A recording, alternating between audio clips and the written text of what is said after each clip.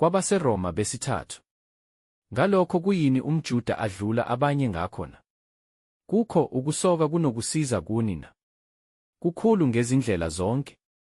Kuqala ngokuba baphathisiwe amazwi kaNkulunkulu. Kunjani pho? Uma abanye bengakholwanga, ukungakholwa kwabo kuyakwenza ize ukukholeka kukaNkulunkulu na? Khana kanye, kepha makube ngukuthi uNkulunkulu uqinisile, wonke umuntu ungumqambimanga, njengokuba kulotshiwe ukuthi, ukuze uthiwe ungolungileyo emazwini akho, unqobe ekwahlulelweni kwakho. Kepha uma ukungalungi kwethu kubonakalisa ukulunga kukaNkulunkulu, siyakuthini na? Imbala uNkulunkulu ungongalungile yini owehlisa ulaka na? Ngikhulumisa okomuntu. Khana kanye, ngokuba uNkulunkulu uyakulahlulela kanjani izwe pho na?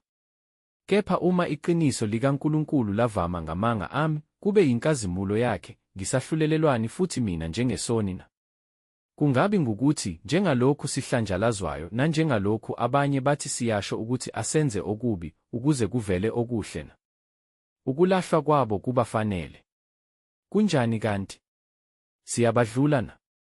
Khana kanye, ngokuba bese sibamangalele abaJuda namaGreki ngokuthi bonke baphansi kwesono, njengokuba kulotshiwe ukuthi, akakho olungileyo, akakho noyedwa, akakho oqondayo, akakho ofuna uNkulunkulu, bonke baphambukile, baphenduke imbuqabonkana, akakho owenza okuhle, akakho noyedwa. Umphimbo wabo uyiliba elivulekileyo, ngezilimi zabo bayakhohlisa, isihlungu sezinyoka siphansi kwezindebe zabo, umlomo wabo ugcwele ukuthuka nokubaba, izinyawo zabo zishesha ukuchitha igazi, incithakalo nosizi kusezindleleni zabo, indlela yokuthula abayazi. Ukwesaba uNkulunkulu akukho phambi kwamehlo abo.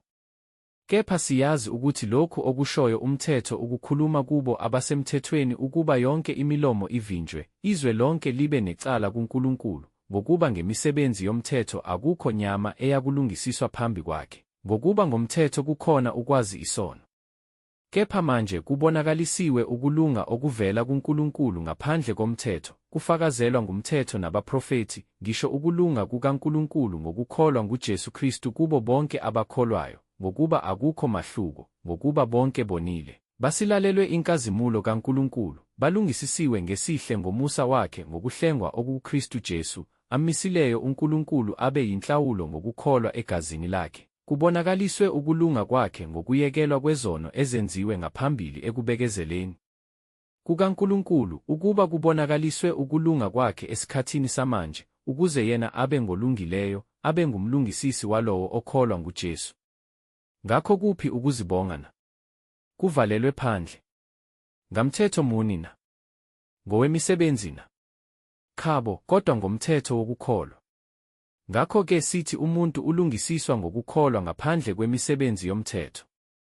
Kumbe uNkulunkulu ungowabaJuda kuphela na? Kasiye nowabezizwe na? Yebo, nowabezizwe, uma impela uNkulunkulu emunye oyakulungisisa abasokileyo ngokukholwa nabangasokile ngokukholwa. Ngakho-ke umthetho siwenza ize ngenxa yokukholwa na? Khana kanye, kodwa siyawuqinisa umthetho.